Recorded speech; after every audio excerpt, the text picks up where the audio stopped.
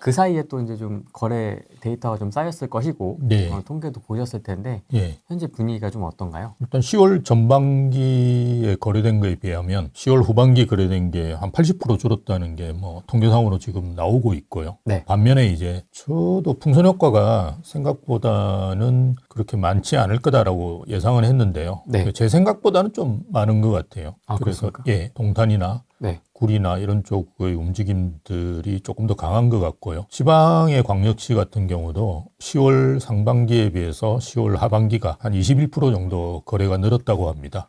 물론 이제 11월 달까지 집계를 해보면 네. 그죠? 조금 더 이제 다른 통계가 나올 수 있는데요. 네. 현재까지 상황은 그렇다고 합니다. 네. 그래서 일단 서울은 이제 거의 거래가 상당히 많이 줄었고요. 지방이나 아니면 풍선 효과가 있는 지역들은 거래가 조금씩 다시 늘어나고 있는 것 같고요. 근데 안타까운 점은 최근에 이제 토호제가 지정되고 난 다음에 토호제 이제 신고가 들어가잖아요. 네. 예, 약정을 하고 이제 신고가 들어갔는데 신고 들어간 걸로만 따져보니까 거의 한 60%, 70%가 강남 상구다. 우리가 소위 얘기하는 노도강이나 금강구 이런 데는 한두 건 정도 될까 말까. 와. 예, 그러니까 그런 지금 데이터도 나오고 있거든요. 원래 뭐 강남 상구는 토호제를 지정돼 가지고 시행을 한 지 한 5년 됐거든요. 물론 동별로 그때는 지정돼 있었으니까요. 그러니까 지금과 같이 이제 그러니까 구별로 지정된 건 올해 이제 3월 이후로 처음이긴 하지만 네. 예, 어쨌든 원래부터 지정되어 있기 때문에 지금 이제 규제 자체가 뭐 특별할 게 없는 거죠. 그래서 그냥 하는 사람들은 그냥 하는데 원체 다른 지역이 다 줄어들다 보니까 지금 이제 강남구에서 거래되는 양이 월등히 많은 것처럼 이제 보이는 거죠. 근데 강남구도 사실은 지금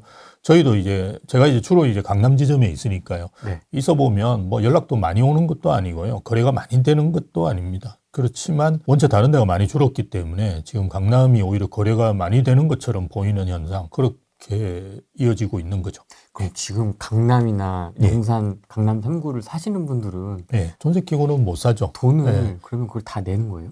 그렇죠.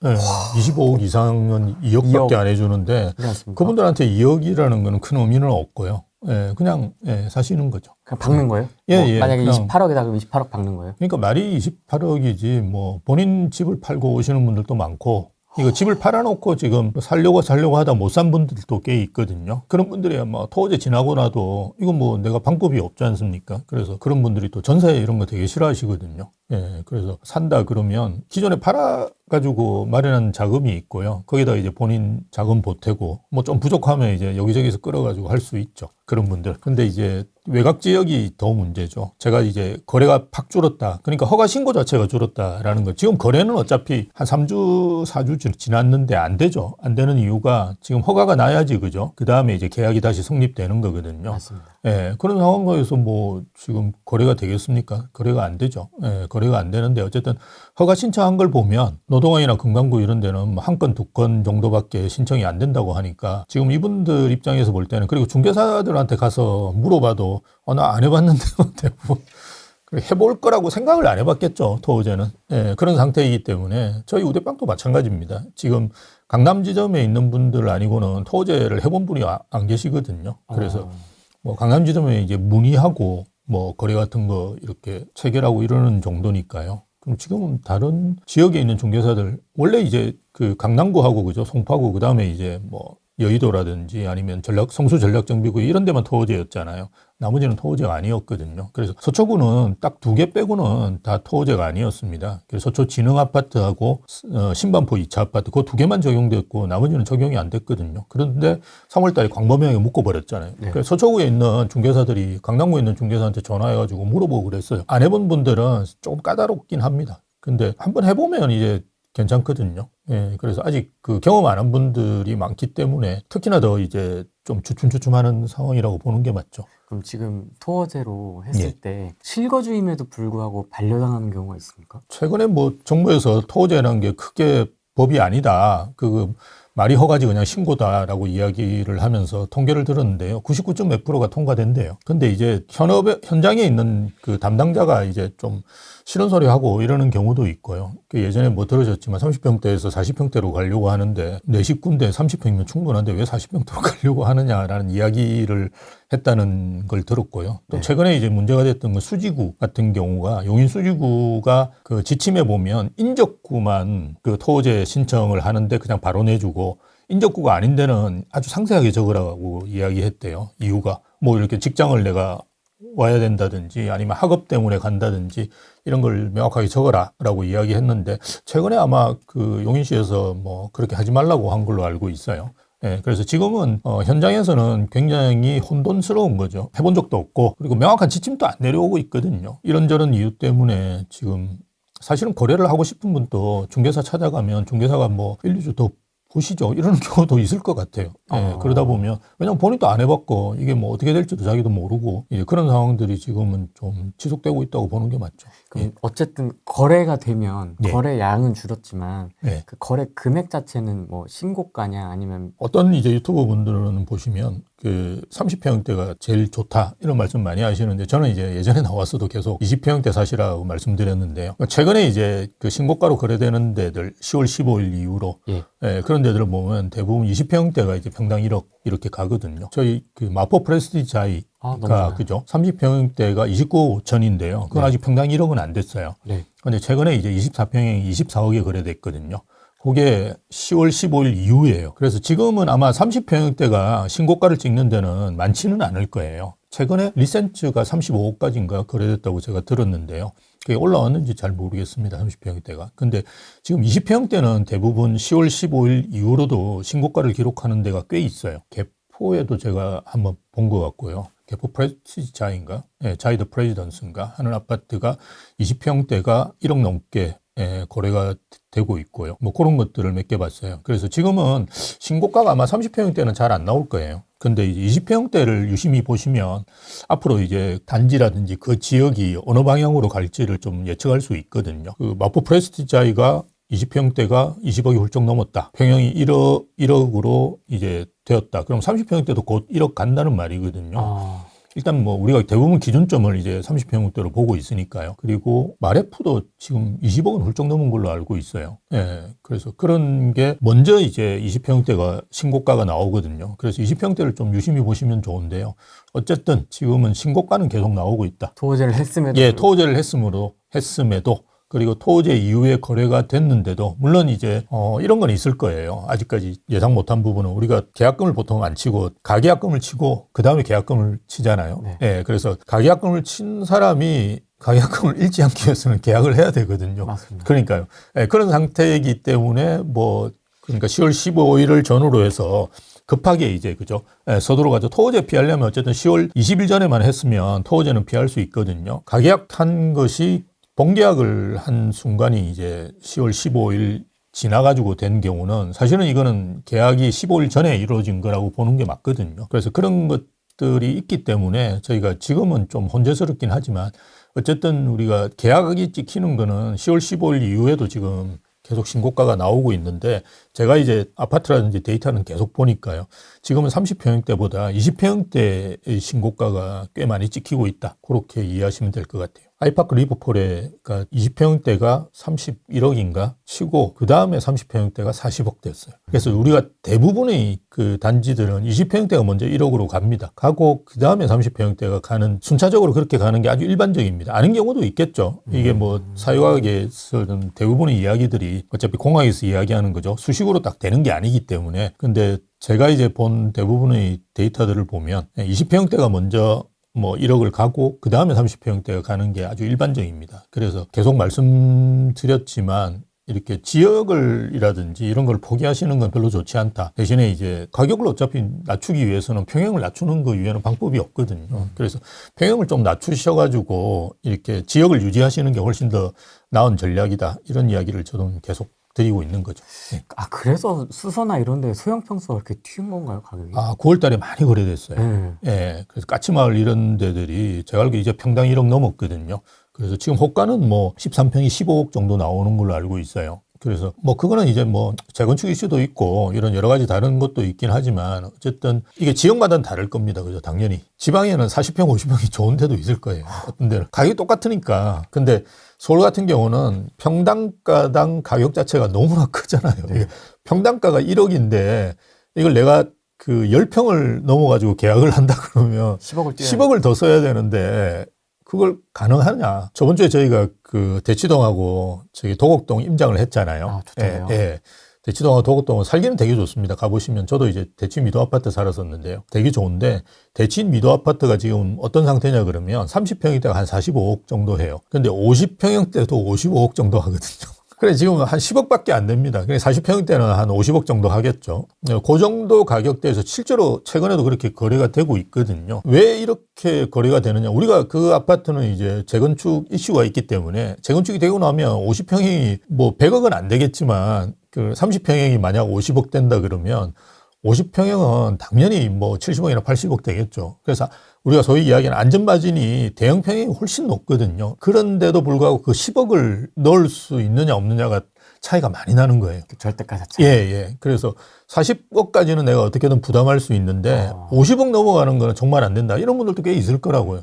사실은 우리가 그 선이 정말 부자냐 아니냐를 가르는 선입니다. 대부분 보면. 그래서 50억 훌쩍 넘어가는 분들은 이제 정말 제가 알고 있기로도 그런 데 구애를 안 받거든요. 근데 대부분의 분들이 그 50억 이하예요. 그러니까 좀 잘 산다라고 하는 분들, 우리가 뭐 10%, 1% 이렇게 되는 자산가 분들도 보면 50억 내외가 그걸 가릅니다. 그리고 실제로 KB에서 나오는 통계라든지 하나은행에서 나오는 한국 부자 보고서 이런 것들이 있거든요. 그게 보면 그 정도 선에서 왔다 갔다 해요. 40억과 50억도 차이가 크거든요. 아니면 10억을 어딘가 마련해야 되는데 어디서 마련하겠습니까? 그러니까 이제 돈이 된다는 거 안 돼요. 그러나 임장원 분들한테도 제가 그런 말씀을 나중에 식사하면서 드렸거든요. 그랬더니 막 자기들도 안 돼요. 거기 오신 분들이 뭐 반포에 살고 막 그래요, 다. 예. 그래서 강남에 오시는 분들이 저 노원구에 사시는 분 아무도 안 계세요. 그래서 다 좋은 데 사시는 분인데 그게 다 알고 있는 거예요, 그걸. 다 알고 있지만 10억까지 부담해서 가기는 좀 그렇다. 그러면 어떻게 되느냐. 계속 이제 좋은 지역을 가시면서도 평형은 낮추시는 경향이 크거든요. 그래서 그런 식으로 시장을 보시는 것이 저는 맞다라고 봅니다. 임장 갔을 때 좀 가장 기억에 남았던 아파트는 예. 많은 걸 봤지만은 예. 제 개인적인 취향으로는 예. 우선미 예. 그거하고 살기 좋죠. 동부 양재. 센트레빌 동부 센트러빌. 예. 되게 인상적이더라고요. 예, 우리나라에서 제일 잘 지은 아파트 탑5 꼽아도 꼽힐 정도입니다. 그게 2005년도에 입주했는데 지금 지은 아파트하고 크게 차이가 없어요. 외관부터 예, 다르더라고요. 외관이 20년 된 아파트라고는 아무도 생각 못할 정도로 동부건설에서 뼈를 갈아서 만든 역작입니다. 예, 그럴 수밖에 없는 게 말씀드렸듯이 삼성하고 경쟁해서, 왜냐하면 그 도곡동 대치동은 삼성판이거든요. 특히나 도곡동 타워팰리스 있고, 저희가 뭐 도곡 삼성의 에미안이라든지 도곡 삼성 아파트도 갔었는데요. 그런 아파트들이 대부분 삼성의 나중에 예전에 뭐 사원 아파트 이런 거였거든요. 그런데도 불구하고 삼성을 제끼고 동부에서 됐거든요. 그래서 어마무시하게 잘 지었습니다. 그래서 동부 센트러빌 이런 아파트는 정말 좋은 아파트입니다. 그런 현장은 자주 보시는 게 좋고요. 네. 우리가 다다음 주 정도에 그죠? 네. 예, 용산 마지막 한번 합니다. 올해 이제 아마 이때도 추울 것 같긴 한데요. 그래도 걸으면 좀 괜찮습니다. 예, 맞습니다. 그래서 11월 29일 날 저희 하거든요. 네. 용산은 뭐 후레이님도 아시다시피 계속 요청이 들어와가지고 올해만 해도 벌써 3번째. 맞습니다. 그런데 아마 뭐 관심 있는 분들 많으실 거예요. 갈 때마다 도곡 대치동 하는데도 용산 해달라고 계속 그러니까 마지막 하자 이래가지고죠. 11월 말로 이래 일정을 잡았습니다. 이게 하자. 올해 마지막입니다. 네. 예, 더 이상 추워서 저도 못 다닙니다.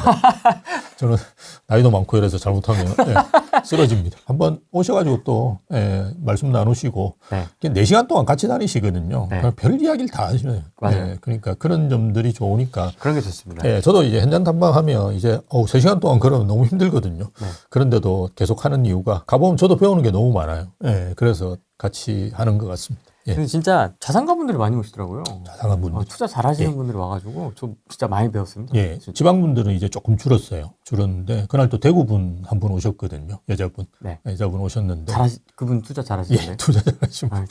이렇게 그러니까 비껴가지고. 지금 대구에서 제가 물어보니까 2천에 110만 원인가 그렇게 새 아파트에 월세 살면서 서울에 지금 이제는 한 채죠. 원래 한 3채 정도 가지고 계셨는데 네. 돈을 많이 버셨죠. 예. 지금도 가지고 계신 거 아주 좋은 아파트만 가지고 있습니다. 용산 마지막으로 예. 한번 같이 해보시면 좋을 것 같습니다. 강남이랑 주요 핵심 지역 잡겠다고 했는데 오히려 거기가 더 올라가고 그렇죠. 노원, 도봉, 강북, 금관구 살려주세요 지금 이러고 있거든요. 그러니까 이게 다른 건 몰라도 토호제는 좀 건드리지 않았으면 좋았는데, 그리고 건드리더라도 그죠? 우리가 예상했듯이 마포 성동 정도 한강벨트만 좀 건드렸더라면 얼마나 좋았을까. 하는 생각인데요. 이게 규제 중에서도 가장 이제 안 좋은 규제인 게 이게 가격을 왜곡시키거든요. 그러니까 우리가 순차적으로 이렇게 가격이라는 게 퍼지게 돼 있어요. 모든 게 마찬가지입니다. 주식도 여러분 지역성이 없기 때문에 그렇긴 한데 그 삼성전자나 이런 대장주가 오르고 그 다음에 뭐 수출 기업 오르고 그 다음 뭐 소위 이야기하는 잡주라고 합니까? 그런 상품들이 계속 오르거든요. 이런 식으로 순차적으로 퍼지는 게 그 자산시장에서 아주 일반적인 거예요. 네. 그래서 뭐 부동산도 마찬가지로 그죠. 주택시장은 강남부터 시작해서 이렇게 쭉 퍼져서 나중에 지방까지 그죠. 그 훈풍이 가는 게 일반적인데요. 이렇게 광범위하게 그냥 지정을 해버리면 노원구라든지 그죠. 우리가 소위 해서 노도강, 금강구 이런 지역들은 오를 수가 없거든요. 근데 강남은 가격이 떨어지느냐? 또 그것도 아니에요. 여기는 아까 말씀드렸듯이 20억, 30억을 현금으로 그냥 들고 와서 사는 분들이 많거든요. 대출 안 받는 분들이 50%가 넘는다니까요. 그래서 그런 분들이 한테 이런 대출 규제라든지 이런 게 뭐 이제 그 토제 이런 거를 하게 되면 좀 피곤하긴 하죠.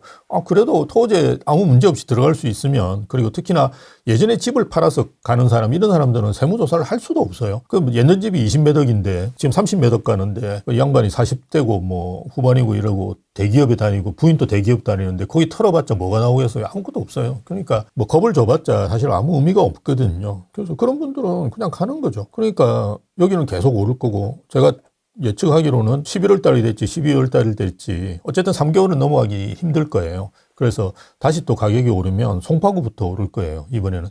실제로 이제 송파구도 지금은 이제 하락폭도 많이 줄이고 있고요. 네. 0.4 이러다가 0.38인가 요번에 저번 주에 나왔거든요. 그래서 이제 거의 이제 붙어가고 있거든요. 그러면 자연스럽게 송파구가 대단지도 많고, 그리고 마포하고 성동하고 그죠? 가격 차이도 많이 줄었거든요. 아까 말씀드렸듯이 마포하고 성동은 평당 1억이에요. 그래서 성동은 이제 평당 1억도 넘어버리고 아이파크 리브포레 같은 경우는 그런 상황에서 가만히 있으면 엘스는 33억이거든요. 지금 나는 왜 이렇지 이런 생각을 할 거예요. 네, 당연히.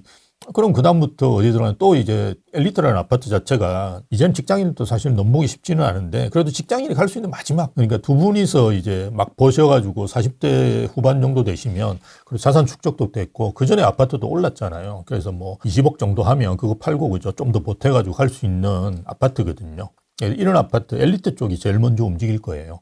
예, 그래서 최근에도 뭐 35억까지 리센츠가 거래가 나왔더라고요. 10월, 10월 이후라도. 그래서 제가 볼 때는 빨리 움직일 겁니다. 그래서 이런 데들은 그냥 탈 없이 그냥 갈 거예요. 근데 이제 문제가 노도강 금강구죠. 이런 데들은 여기 이제 왜 그러면 노도강 금강구가 문제냐 그러면, 여기 계신 분들이 매도자와 매수자들이 집을 거래하는 방식 자체가 강남하고 다르거든요. 강남은 가격 협상 자체가 안 됩니다, 일단. 그러니까 지금도 아마 여러분 가격 협상을 해보려고 하면 거의 안 깎아줄 거예요. 지금도 가격 올리는 분들 계세요. 그러니까 그냥 내놓은 가격에 그냥 사는 거거든요. 그래서 그것도 걷어가 버리잖아요. 계좌를 안 주고, 붙으면. 예, 걷어가고, 예, 뭐 이렇게 하니까요. 그래서 강남은 보실 때는 호가를 보셔야 돼요. 호가 수준을 보면 대략 여기가 어느 정도 오를 수 있느냐 이런 걸 파악할 수 있는데요. 그게 아니라 노도강 금강구 같은 경우는 호가가 의미가 없어요. 내가 노원구에 있는 뭐 5억짜리 아파트를 산다 그러면 5억으로 나와 있으면 5억에 사는 사람이 아무도 없다니까요. 가서 그냥 일단 뭐 4억 5천 이런 식으로 툭 던져놓고 그죠? 그럼 깎아주거든요. 거기는 또. 왜냐하면 집주인이 급해. 돈이 없어. 지금 빨리 가야 되는데 굉장히 다급한 상황이에요. 뭐 그런 식으로 이제 이루어지는 거래가 많거든요. 그러다 보니까 여기는 거래가 많이, 작년에도 노원구가 송파구 다음으로 거래가 많이 된 구였거든요. 그런데도 가격이 안 올랐어요. 거래 많이 되는데 왜 안 오르냐. 그거는 이제 거래하는 분들 특성 자체가 강남하고 다르다는 거죠. 그래서 여기 같은 경우는 특히나 지금 규제 중에 대출 규제가 강하게 들어가 있지 않습니까? 그래서 우리가 생각할 때는 6억 빌려주는데 6억 아파트 사는 게 무슨 문제냐 이런데, 이분들은 DSR이 안 됩니다. 대부분 저희가 받아보면 DSR이 안 돼요. 그래서 뭐 정책금융이라든지 이런 걸 확보하셔야 되는데 지금 정책대출도 20% 줄였잖아요. 그래서 이분들이 원래 생각하고 있던 계획으로 보면 4억 지금 뭐 생애 최초 빌릴 수 있는데요. 3억 2천밖에 안 돼요. 8천만 원이 없잖아요. 마포 가려는 분은 8천만 원 어디서든지 마련합니다. 강남 가는 분들은 그냥 자기 삼짓돈 꺼내가지고 그냥 가거든요. 근데 이분들은 방법이 없어요. 8천만 원이 없으면 집을 살 수가 없습니다. 그래서 지금 정부에서 하고 있는 이 정책이 아주 나쁘다는 게 그런 거죠. 서민들의 내 집 마련을 이제 끊는 거다. 그래서 저번에는 제가 사다리 끊기라고 말씀드렸는데, 요번 이제 15 대책은 사다리 걷어차기. 그러니까 끊는 거는 위로 올라가는 걸 끊는 건데, 이거는 그냥 걷어차 버려가지고 무주택자는 그냥 쳐다만 볼 수밖에 없도록 만들어 놓은 거거든요. 그래서 대출 규제와 실입주하고 뭐 이런 규제를 강하게 했을 때 시장은 어떻게 움직이는지를 정부에서 좀 봐야 되는데 네. 계속 본인들 지지층을 저렇게 괴롭히는데도 계속 지지를 하니까 저도 참 신기하다고 생각하는데요. 네. 예, 어쨌든 본인 지지층이 있는 쪽을 더 괴롭히는 지금 정책을 쓰고 있는 거죠. 아니 그러면 뭐 강남 분들이야 잘 알아서 하실 것 같긴 한데 임장 가서 얘기 나눠보니까 예. 이미 전략들이 다 있으시더라고요. 예, 예. 네, 근데 이제 문제는 노두강을 어떻게 정리를 해야 되냐 이제. 네. 실제로 이제 노두강이나 금강구에 계시는 분들은 어떻게 하면 좋을까요? 근데 뭐 노동이랑 금강구 같은 경우는 어쨌든 뭐 그걸 팔고 상급지로 이동하신다 그러면 좀 과감하실 필요는 있는 것 같아요. 어쨌든 상급지 이동 자체가 지금은 또 쉽지 않은 상황이거든요. 내 거 파는 것도 힘들지만 상급지에서도 매물 자체가 많지 않을 뿐더러 그 매물 자체의 가격대도 옛날 생각하시는 거하고 좀 다를 거예요. 근데 뭐 방법이 없습니다.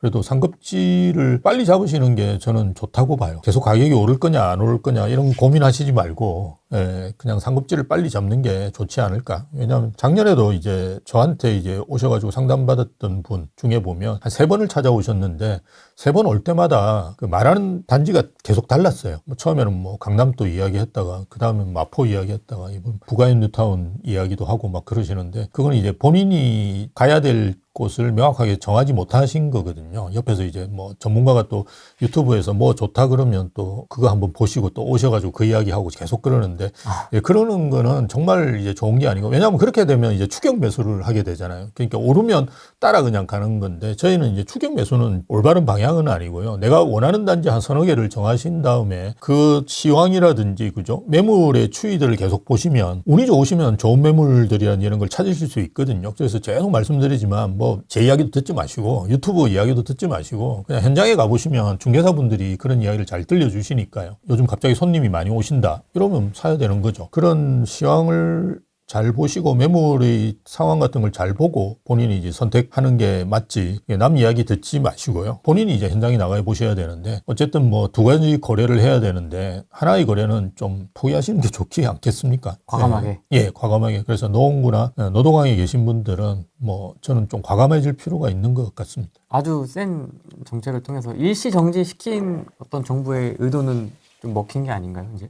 일시죠, 일시. 한두 달. 제가 볼 때 한두 달. 더 빨리 올 수도 있을 거예요. 일단 우리가 뭐 규제 유효기간은 3개월이라는 게 아주 일반적이니까요. 근데 뭐 이번에도 또 빨리 올 수 있지 않을까. 저번에는 627 나왔을 때 다들 죽는다고 그랬고 뭐 우리 이모 씨, 뭐 한모 씨 이런 사람은 드디어 집값 떨어진다라고 라고 이야기했지만 제가 나와서 3개월 안 넣긴다 그랬는데 사실은 8월부터 움직였거든요. 맞습니다. 예, 그러니까 2달도 못 버틴 거예요. 이번 또 저는 오래 가긴 힘들다고 봐요. 그래서 올해 12월 이야기를 하지만 그보다 더 당겨줄 수도 있는 거고요. 지금 벌써 이제 그 상승 폭이 줄어드는 게 이제 거의 끝부분으로 와 있거든요. 그러면 제가 볼 때 11월 달에는 다시 재상승할 수도 있을 거예요.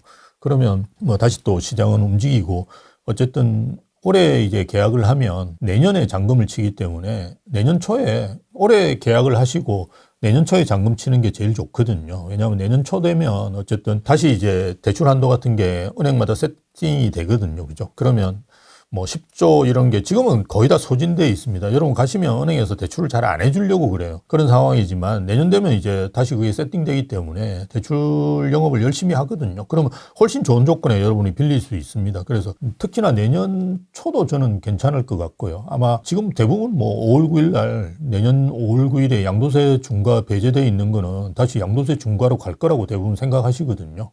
예, 그렇다 그러면 뭐 잘 기대해 보면 매물 같은 게 좀 나올 수 있겠죠. 예, 이게 이재명 정부 보유세는 올릴 가능성이 크기 때문에 저 이제 상담을 해보면 어떤 분은 이제 뭐 그냥 가겠다 이런 분들도 많지만 은퇴하신 분들이 꽤 계세요. 은퇴하신 분들은 현금 흐름이 이제 없기 때문에 돈이 안 들어오는데 막 몇천만 원씩 이렇게 나가는 거는 되게 스트레스 받거든요. 돈이 많은 분도 마찬가지입니다. 예, 내가 들어오진 게 돈은 없는데 막 몇천만 원씩 이렇게 나가면 스트레스 엄청 받거든요. 예, 그러다 보면 뭐 그냥 팔자. 많이 올랐는데 뭐 이런 분들이 있을 수 있어요. 그러면 또 좋은 매물 같은 것들을 현장에서는 찾을 수 있거든요. 근데 뭐 내년 5월인데 뭐 내년 4월이나 3월 달엔 매물은 나오지는 않겠죠. 그 전에 나오겠죠. 그죠? 그러면 올해 말이나 내년 정말 초에 매물이 나올 거니까요. 그럼 뭐 좋은 매물들 좀 시장에 보이면 또 거래 같은 것도 좀 활성화될 거고요. 뭐 이런저런 이유, 그리고 계속 말씀드리지만 보유세는 아마 제가 판단하기는 지금같이 이렇게 두드려 맞고 있는 상황에서 보유세까지 올리기는 힘들 거예요. 내년 지방선거도 있으니까요. 그래서 끝나고 올리지 않을까요? 그렇죠. 끝나고 올리면 그거는 이제 2027년에 반영되는 거니까요. 또 일단 여유가 좀 있죠. 뭐 물론 지금 제가 말씀드렸던 양도세 중과 같은 경우는 다주택자분들 문제이시니까요. 그거는 이제 양도세 중과가 5월 9일부터 5월 10일부터 시행된다는 걸 가정하에 지금 포트폴리오 같은 거를 조정하셔야 될 거고요. 그게 아니고 나는 뭐 있는데 한 두 채 있는데 보유세가 부담이 된다. 이건 올해까지도 큰 문제가 없을 거다. 내년부터는 이제 좀 문제가 될 수 있다. 그렇지만 세율 조정 같은 거를 해서 이거를 바꾸고 이러지는 않을 거다. 공시가를 올리거나 아니면 공정시장 가입비율 조정 정도로 할 건데 그것만 해도 사실은 한 1년 지나면 거의 한 2배 내실 수 있어요. 지금 서울은 많이 올랐으니까. 송파가 지금 몇 프로 오른 줄 아세요? 공식 통계로 17% 올랐어요. 올해만 들어서 송파가 17% 올랐어요. 그런데 그 말이 17%가 평균이잖아요. 송파에서도 그렇죠. 안 오는 데 있거든요. 거의 안 오르고 1, 2억 정도만 오른 데들도 꽤 있어요. 근데 엘리트는 한 10억 올랐단 말이에요. 그러니까 좋은 아파트는 한 3, 40%, 4, 50% 올랐다는 말이에요. 그러니까 어마어마하게 올랐어요. 그러면 그게 그냥 반영만 돼도 지금 1.5배는 재산세를 더 내시잖아요. 그런데 공시가를 현실화시키고 공정시장 가입비율을 60%에서 80%만 올려도 문재인 때 95%였잖아요. 그러니까 80%만 올려도 2배 내셔야 돼요. 그래서 2027년, 28년 정도는 여러분 내는 재산세 한 2배 정도 내신다 정도는 생각하셔야 돼요. 내 월급은 똑같은데요? 월급은 똑같죠. 재산세는 많이 오를 거예요. 특히나 종부세는 상당히 오를 겁니다. 5월 9일 이후에는 예. 매물이 잠길 것이다 예. 라는 의견도 있고요. 이제 예. 뭐 팔 사람들 앞에 다 파니까 예. 이런 의견도 있고, 아니다, 주택임대사업자 했던 거 이제 매물로 나온다, 예. 이렇게 의견들이 좀 갈리는 부분들도 있긴 하거든요. 근데 일단 규제를 하면 매물은 줄어들고요. 그래서 서울이 지금 전국에서 가장 매물이 많이 줄었거든요. 올 초하고 비교해보면 거의 한 25% 정도 지금 매매 매물은 줄었고요. 전국에서 매매 매물 가장 많이 준 데가 성동구예요. 한 60% 줄었어요. 그래서 저번에 말씀드렸듯이 성동구, 뭐 과천, 분당, 뭐 동작구 이런 한강벨트로 쫙 다 줄어. 그래서 그게 그 1위부터 10위까지 다 그냥 수도권이에요. 그런데 우리가 가만히 생각해 보면 뭐 이렇게 규제가 심해지면 팔려고 사람들이 많이 내놓아가지고 매물이 넘쳐난다 이런 이야기 하는 분도 계신데 현실적으로 그렇지 않거든요. 이게 팔 수 있는 매물이 갈수록 줄어들잖아요. 왜냐하면 새끼 매물들은 일단 거래가 안 되니까요. 근데 이제 무슨 문제가 생기느냐 그러면 다주택자 매물은 잠기겠죠. 그래서 뭐 물론 전체 매물에서 다주택자 매물이 차지하는 비중이 이제는 크지는 않거든요. 그렇지만 지금 내가 팔아가지고 다른 데로 가는 사람 아니고 그냥 팔려고만 내놓는 매물은 대부분 다주택자 매물이거든요. 그런 매물들은 빠르게 줄어드는 게 맞죠. 현실적으로. 그래서 아마 내년 되면 5월 9일 이후로 저는 매물은 더 줄어들 거라고 봐요. 그래서 매물이 제일 많이 줄어들 때가 한 2만 채 정도였거든요. 근데 아마 지금 이재명 정부 끝으로 가면 한 3, 4만 채 정도 될 거예요. 근데 2만 채 줄어들었을 때가 언제냐 그러면 22년 말이나 23년 초예요. 그때는 내놔도 안 팔리니까 매물이 줄어드는 거거든요. 그러니까 소위 얘기해서 주인분들이 매물을 걷어들인 상황이고요. 근데 아마 그건 아닌데 내가 팔 수 있는데도 불구하고 못 팔아가지고 매물이 3만 채, 4만 채 되면 이거 아주 심각한 거죠. 정말 심각한 거. 지금은 많이 오르는 데는 매물이 줄어드는데요. 매물이 줄어들면 지금은 많이 오른다고 보시면 되고요. 왜냐하면 기존에는 이제 입주 물량도 있으니까요. 이게 입주 물량은 사실은 매매 매물하고 조금 다르게 움직이거든요. 입주 물량 확 있으면 매매물이 적더라도 가격이 또 하락할 수도 있고 그죠. 특정 지역을 중심으로. 근데 지금 아예 입주 물량이 내년부터 없거든요. 그런 상태에서 기존의 주택 매물마저도 없어진다. 그럼 정말 심각해지는 거죠. 아주 심각해지는 거죠. 전세는 그래도 조금씩은 뭐 나오면서 거래가 굉장히 활발하지는 않은 것 같아요. 그거는 제가 볼 때는 수요자분들이 월세를 조금 더 선호하시는 것 같아요. 근데 월세는 상당히 빨리 나갑니다. 그래서 저희도 10억 이렇게 그냥 전세로 내놓으시는 분한테는 좀 조언을 하거든요. 8억에 한 80만 원 정도, 요즘 1억에 한 40만 원 정도 받습니다. 그래서 한 4%, 4.8% 정도 되죠. 이제 거의 5% 정도 돼요. 정말 아파트 한 채 괜찮은 거 가지고 계시면 운용 수익만으로 하더라도 상당히 괜찮게 나옵니다. 예, 예. 근데 어쨌든 뭐 8억에 뭐 80만 원, 7억에 뭐 120만 원, 뭐 이런 식으로 좀 하시라라고 이야기를 많이 하거든요. 그래서 그런 매물들은 잘 나가는 것 같아요. 예. 그래서 월세화로 가는 거는 지금 뭐 기정사실로 가고 있는 것 같고요. 월세와는 우리가 생각하기보다 훨씬 더 빠르게 움직이는데 지금 그나마 아직 좀 버티고 있는 거는 예전에 이제 뭐 말씀하셨듯이 이제 주택임대사업자라든지 이런 거 했던 분들의 8년 했던 매물들이 17년, 18년도에 했던 매물들이 이제 나오기 시작하거든요. 그런 상태에서 이제 거래가 조금씩은 되고 이러는 걸로 알고 있는데요. 문제가 뭐냐 그러면 이제 지금은 대부분 이제 실입주 하라는 그죠 규제를 하고 있거든요.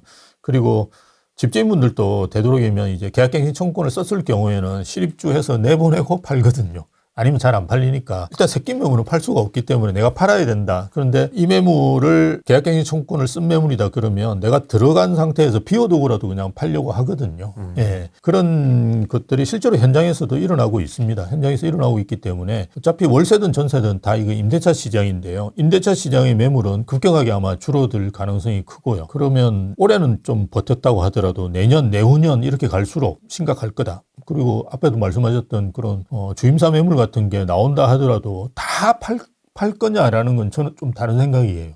어마어마하게 많이 가지신 분들 같은 경우는 종부세 때문에라도 팔아야 되거든요. 네. 근데 그게 아니고 내가 뭐 한두 채 정도 세금 때문에 해놨다 이런 경우에는 지금 어마어마하게 가격이 올랐거든요.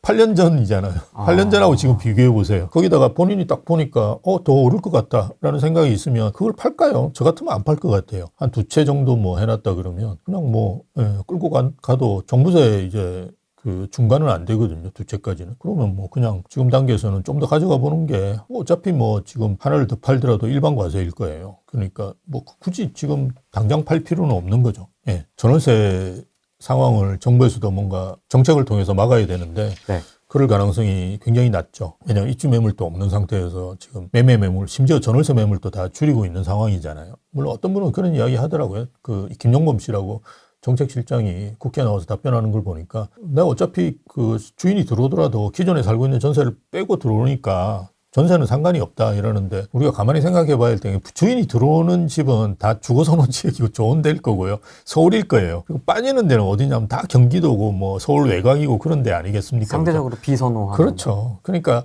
지금 비선호한 지역이 전월세 매물이 없고 뭐 가격이 오른다고 걱정하는 게 아니거든요. 아무도. 오히려 선호 지역에 지금 전세 매물이 없고 월세 매물이 없고 가격이 오른다는 것을 사실 걱정하는 건데 그런 이야기를 하더라고요. 그런데 대부분 주거선호 지역은 지금 전월세 매물들이 사라질 거예요. 그리고 정말 생각하기 싫지만 3+3+3 뭐 이런 걸 하게 되면 그러면 집주인이 아예 전월세를 안 줍니다. 제 친구도 집 3채 있는데 전월세 하나도 안 주고 있는 부자들이 가끔 있어요.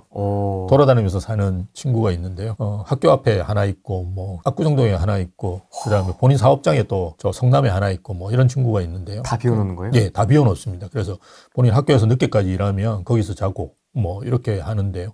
돈이 많아서 비워놓는 게 아니라 팔기 위해서 고육주택으로 비워놓을 수밖에 없어요. 그렇잖아요. 9년 동안 못 파는데, 그리고 아마 그 계약갱신 청구권을 쓰더라도 6년 이후에 쓸 수 있도록 만들겠죠. 그죠? 예, 6년 이후에 집주인이 들어갈 경우에는 나갈 수 있다. 뭐 이렇게 만들게. 중간에는 못 들어가게요? 못 들어가야죠. 그러면 3+3+3이라는 게 의미가 없죠. 3+하고 바로 주인이 들어가겠다 해가지고 들어가가지고 사실은 들어간지 안 들어간지 알 수도 없잖아요. 내가 팔면 그만인데. 그 법정에 갔는데 집주인이 그냥 들어가 있다가 판 거에 대해서는 법원에서 뭐라고 안 그러거든요. 사정이라는 게 계속 바뀔 수 있는 거지. 내가 계속 2년 살려고 했는데 갑자기 뭐 집안에 돈이 필요해가지고 내가 팔았다 이러는데 뭐 어떡할 거예요. 그 사람 잡아 넣을 거예요. 뭐 어떡할 거예요. 그러니까 지금은 큰 문제가 없는데 3+3+3 되면 이거는 이제 3번을 보장해 줘야 되잖아요. 그러면 3+3 이후에 계약갱신권을 쓸 수 있다. 이렇게 될 거예요. 그러면 집주인이 그걸 당연히 비워두죠. 그래서 외국에도 그런 사례는 되게 많습니다. 이게 좀 다른 이야기인데요. 외국에는 우리보다도 임대차가 강한 데가 많이 있습니다. 예. 그러니까 유럽 같은 경우는 상당히 강합니다.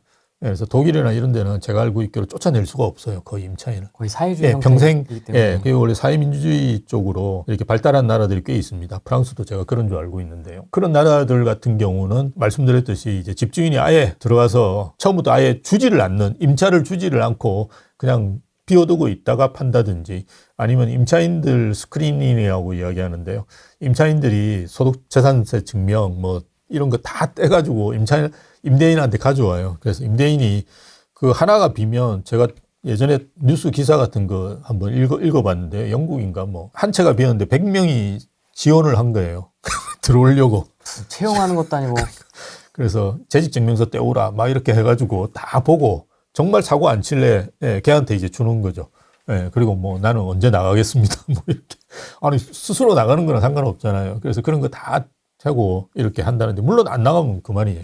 똑같아요. 우리나라도 최근에 이제 만나가지고 상담한 분인데 본인이 들어와서 1년만 살고 정말 나가겠다고 막 사정을 해가지고 그렇게 특약상으로 다 넣었대요, 주인이.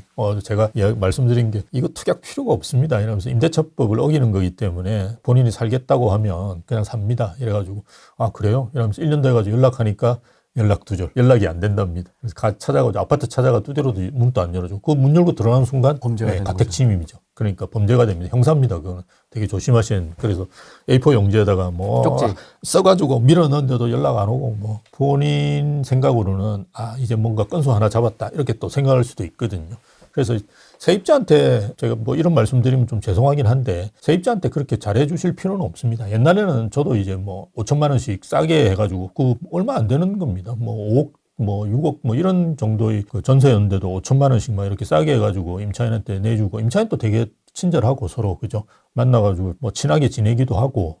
친하게 지내요? 네, 뭐 그냥 밥도 먹고 저는 그런 적도 있어요. 네, 어. 그렇게 서로 잘 지냈는데요. 지금은 그런 상황 자체가 있을 수가 없습니다. 네, 그래서 임차인한테 잘해 주시는 건 별로 좋은 건 아니고요. 나중에 뒤통수 맞는 경우가 많이 있습니다. 그래서 그냥 원래 하는 대로 그냥 하시면 돼요. 올릴 때 꼬박꼬박 올리시고, 안 올린다 그러면 내용 증명 보내고, 그렇게 도달했다는 게 되면 나중에 보증금에서 떼버리면 되거든요. 2년 지나가지고 연락 안 받는 임차인도 많아요. 그게 5%예요, 5%. 그거 안 올려주려고 막 도망 다니고 막 이러는 사람도 많아요. 그러니까 그런 사람들한테 에이 뭐 그래라 이렇게 하시면 안 된다는 거예요. 그러면 나중에 더 큰 걸 당하시는 수가 있어요. 그래서 임대차 계약은 이제는 집주인분들도 그냥 철저하게 하시고요. 왜냐하면 임차인이 지금 너무 철저하게 하고 있거든요. 저도 내용 증명 많이 받습니다. 저도 집이 두 채가 더 있어가지고 뭐 자기 나가야 되는데 11월 1일 날 나가야 되기 때문에 11월 1일 날 자기 통장으로 입금되지 않으면 이렇게 써요. 무슨 법적 그러니까 조치를. 법적 조치를 취할 수 있음을 뭐 조금. 그러니까 이게 조정을 하면 하루 이틀 자기도 조정하면 되잖아요. 그런데 뭐 그런 걸 막 보냅니다. 한 번 보내는 게 아니에요. 두세 번 보내요. 심영석 교수라는 걸 모르는군요. 모르는 사람도 많죠. 그러니까 그렇게 하시면 안 되고 그냥 계약 관계다라고 생각하시고, 옛날과 같이 착한 임대인, 뭐 착한 임차인 이런 개념으로 생각하시다가는 뒤통수 맞으시는 경우 있어요. 정말 그냥 드라이하게. 예, 드라이하게 하셔야 됩니다. 철저하게 하시고 5% 올릴 때 되면 딱 5% 올리시고, 안 되면 그에 따라 법적인 조치를 취해서 그죠, 5% 올리는 걸 명확하게 통보하고, 내가 2달 전에 통보하면 되거든요. 그걸 명확하게 하시고 나중에 이제 떼가지고 그냥 보증금 돌려줄 때 돌려준다든지 이런 식으로 하셔야지, 뭐 에이 그냥 안 올리지 뭐. 어떤 분은 보니까 8년 임대를 주셨는데 한 번도 안 올린 분도 계시더라고요. 전세인데 그것도. 그럼 뭐 어마어마하게 착하다. 어마어마하게 손해 보시는 거거든요. 근데 그렇게 착하게 했는데 8년 있다가 뒤통수 치는 거죠. 8년 있다가 막 갑자기 연락 안 되고 뭐 집 안 보여주고 그런 경우 많습니다. 요즘 집을 안 보여줘가지고 집을 못 파는 경우가 꽤 있습니다. 근데 사실은 우리가 계약을 할 때도 보면 파는데 집 보여주는 것에 적극 협조합니다 이런 걸 특약상으로 넣거든요. 그거 아무 소용이 없습니다. 법적으로 그게 뭐 전혀 구속력이 없는 겁니다. 그래서 그냥 집 안 보여주고 뭐 이러면 집 파는데 되게 어렵거든요. 물론 가끔씩 이제 사실은 집을 안 보고도 사는 게 아무 문제가 없거든요. 우리나라 아파트는 뭐 정말 이게 안에 완전 폭탄 맞아 놓은 거 아니면. 근데 저도 이제 가보면 쓰레기 막 이렇게 집에 쌓아두고 계시는 분들 가끔 있어요. 애완견 막. 그런 것도 있고요. 쓰레기를 막 쌓아두는 분도 계세요. 예전에 목동에 살 때였는데 그때 집을 한번 보러 갔는데 쓰레기를 발코니까지 막 꽉 채워놨어요. 강박 있는 분. 그러니까 그런 분 같아요. 그래서 나중에 와가지고 집주인 그 중개사분한테 저 집은 저래가 팔리겠습니까? 그러니까 그러게나 말이에요. 1년 됐는데 안 팔립니다 이러는데, 근데 그런 집도 사실은 큰 문제는 없어요. 그냥 사시고 입주 청소가 한 80만 원, 싼 거는 한 50만 원 정도 하면 벽 새까만 것도 다 그냥 고칩니다. 그래서 청소 깨끗하게 하면 큰 문제는 없어요. 그래서 그냥 하시면 되는데 그런 것도 싸거든요. 그래서 오히려 몇 천만 원씩 깎아주잖아요. 맞아요. 그럼 몇 백만 원만 들여가지고 도배하고 이러면 정말 깨끗하게 되거든요. 예, 근데 처음 본 상태로 대부분 생각하니까 기겁하죠. 예, 기겁을 하죠. 그리고 처음 딱 보는데 뭐 80인치 TV가 벽에 팍 들어가 있고 이러면 멋있잖아요, 일단. 네. 그래서 샀는데 나중에 구멍이 뻥뻥 뚫려 있고 그렇잖아요. 그래서 어차피 집은 아무것도 없는 상태로 생각을 하셔야 되는데 또 그렇지 않게 판단을 하시니까 그런데 어쨌든 뭐 제가 드리려고 하는 말씀은 집주인분도 그렇고 임차인분도 그렇고 서로 이제 계약 관계에서 드라이하게 하시는 게 가장 좋다라는 말씀 드릴 수 있는 것 같아요. 낭만이 좀 없어진 것 같습니다. 그러니까 저도 참 안타까운 것 같아요. 90년대랑은 또 다르지 않으세요? 교수님?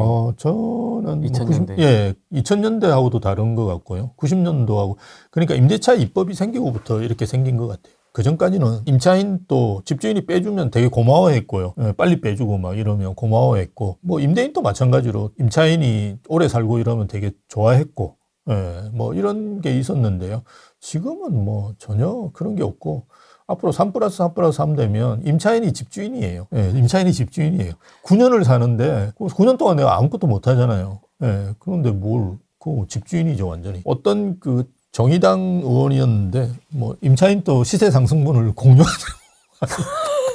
그럼 법을 미쳤나? 상정했다니까요. 그 제정신이 아니라니까요. 미쳤나 도대체. 봐. 그러니까 왜 임차인이 왜 공유를 하는 거예요, 이익을? 뭐 모르겠어요, 저도. 그게 상가하고 좀 착각을 하는 것 같아요. 상가는 사실은 뭐 그것도 말이 안 되긴 하지만 상가는 사실은 제가 볼 때는 그 상가에서 장사하는 분이 상가 가격을 결정하거든요. 그러니까 뭐 스타벅스 같이. 그렇죠. 그런데 뭐 스타벅스가 아니더라도 굉장한 맛집이 들어왔어요. 근데 원래 내가 상가를 가지고 있는 주인은 잘 몰랐어, 이 맛집에 대해서. 근데 들어와가지고 장사를 해가지고 막 어마어마하게 장사가 잘 되는 거예요. 그러면 임대료를 올리는데 따라오잖아요. 그 양반 또 나가면 자기 그 사업장 자체가 바뀌는 거기 때문에 최소 뭐 5년, 10년은 있으려고 하겠죠. 인테리어 하는 게 또 크고. 그래서 본전을 뽑기 위해서 오래 있거든요. 그러면 자연스럽게 임차료가 올라갑니다. 그래서 그거는 집주인이 역할한 게 거의 없어요. 상가에서 장사하는 분의 역할이 크잖아요. 그런 경우는 뭐 저는 어떤 형태든지 모르겠는데요. 좀 생각해 볼 수는 있겠지만 집은 아무 상관이 없거든요. 누가 들어와서 사느냐가 아무 집값에 영향이 없잖아요. 그렇죠. 뭐 그렇죠. 집주인이 세입자가 어떻게 가격을 올려요? 세입자가 뭐 국토부 장관이라 가지고 가격이 오르는 것도 아니고 무슨 아무 상관이 없잖아요. 뭐 깐부치킨에 젠슨 황이 간다든지 뭐 이런. 그러니까 그건 이제 상가는 좀 다를 수 있거든요. 아까 말씀드렸듯이 정말 상가는 들어와서 영업하는 사람이 영업력이 어떠냐에 따라서 상가 가치가 결정되니까요. 이건 되게 중요한 이야기입니다. 사실 상권 분석할 때는. 그러다 보니까 우리가 보통 뭐 임대료도 고정 임대료가 있지만 그 수수료 매장이라고 그래가지고 그죠. 매출에서 일정 부분을 떼가는 지금 스타벅스 같은 매장이 최근에 많이 늘고 있잖아요. 그런데 그게 되게 바람직하다고 봐요. 상가를 가지고 있는 사람 입장에서는 장사가 잘 되도록 만들어야 되잖아요. 그래서 물 안 나온다 이러면 열심히 뭐 그걸 해결해 주려고 노력하지. 근데 일반적으로 그냥 고정급으로 받는 상가 주인들 같은 경우는 물이 안 나오든 뭐 전기가 단전이 되든 아무 관심이 없어요. 그렇게 상가를 관리하는 거 되게 문제가 있는 거죠. 그래서 수수료 매장이 저는 맞는 것 같고 외국엔 대부분 수수료 매장이라고 제가 알고 있습니다. 그래서 그런 거는 사실은 같이 이제 부동산을 만들어 간다고 볼 수 있는데요. 주거용은 아무 관련이 없죠. 그런데도 그거를 나눠주자는 이야기까지 나오니까 뭐 신용도 높은 사람 이자를 높이고 신용도 낮은 사람 이자를 낮추자라는 이야기까지 나오는 나라니까요. 그 실제로 그 말하고는 낮아졌어요. 많이 낮아진 걸로 알고 있어요. 제가 은행에서.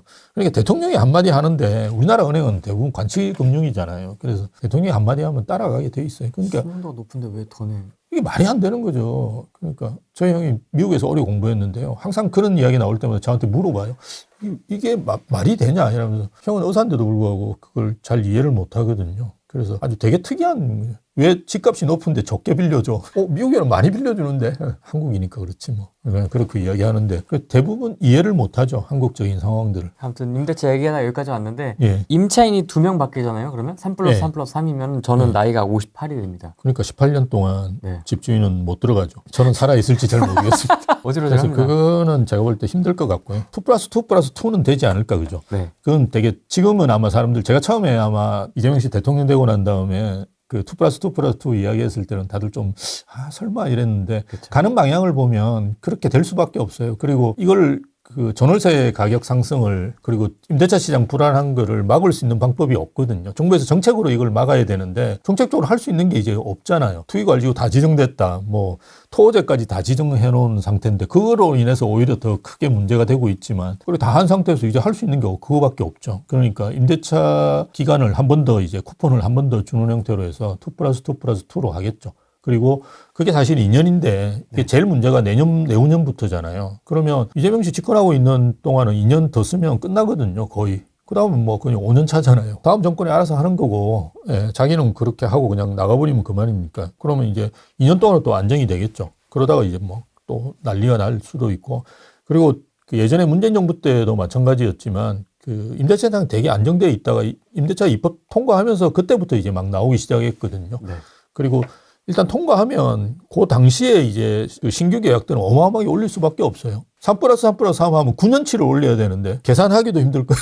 지금 5억이다 그러면 9년치 상승분을 우리 평균적으로 내가지고 딱 때려가지고 집주인들이 할 거예요. 그런데 그게 잘 아시다시피 주택 가격도 이제 시장 가격에 많이 따라가잖아요. 그래서 내가 지금 뭐 그 음식점을 하고 있는데 너무 이제 비용이 많이 들어서 그래서 10,000원짜리를 20,000원에 팔 수는 없거든요. 손님 다 끊기잖아요. 그런데 지금과 같이 수요자는 많고 공급이 없을 때는 어느 정도는 가능하거든요. 그렇죠. 만약 아무도 그 순댓국집을 안 하고 나만 하고 있어. 내 구에서. 그러면 순댓국집을 2만원 모르겠지만 10,000원에서 15,000원 올리더라도 먹는 사람도 먹을 거라고요. 그렇죠. 한 번씩 땡기거든요. 저도 소주에 순댓국 먹는 것도 괜찮단 말이에요. 그래서 한 번쯤 땡기는 사람들은 올 거라고요. 그런 거와 똑같은 논리죠. 지금과 같이 전월세 시장이 불안하고 내년부터는 사실은 완전히 이제 망가지잖아요. 시장이. 그런 상태에서 지금 전월세 가격을 올리는 건 당연히 가능할 거라고요. 그래서 9년치를 100%로 올리진 않겠지만 옛날에 4년치 올리는 것보다 훨씬 많이 올릴 거예요. 그럼 그 임대차법이 통과돼 가지고 법적인 절차를 밟으려면 몇 개월이 걸리고 밟더라도 신규로 계약되는 거는 상당히 높은 가격에 계약을 할 수밖에 없잖아요. 그래서 그 서민들을 죽이는 그런 정책을 왜 지금 상태에서 안 그래도 임대차 시장이 불안해서 서민들은 왔다 갔다 하는데 그리고 공공임대 언제 줄 건데 줄 생각도 아직 없으면서 그런 거를 지금 단행하는 거는 굉장히 안 좋은 거다라고 보는 거죠. 3+3+3이나 임대차 관련된 거 말고 그다음에 보유세 말고 혹시 또 저희가 예상하지 못하고 있는 어떤 추가 규제나 대책 같은 게 나올 수 있을까요? 뭐가 있을까요? 저는 뭐 대출 규제 같은 거는 계속 나올 거라고 봐요. 여기서 더 쪼여요? 쪼일 수 있죠. 지금 남아있는 게 정책금융하고 뭐 중도금 대출이라든지 이런 거는 지금 LTV 선에만 있지 DTI 이런 그 DSR 이런 걸 적용이 안 되거든요. 특히나 정책금융은